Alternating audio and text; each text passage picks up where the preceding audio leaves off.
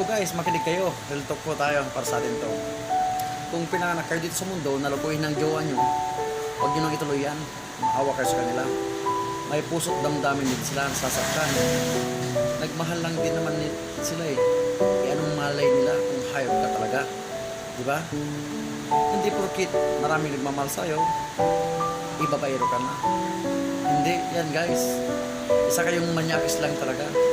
Marami namang hindi nabiyayaan dyan ng magagandang mukha. Pero pusong tao naman sila. Bakit ikaw pusong hayop ka? Diba? May mama ka rin. Guys, isipin mo, may mama ka rin. Hindi ka man makarama ngayon. Bukas makalawa,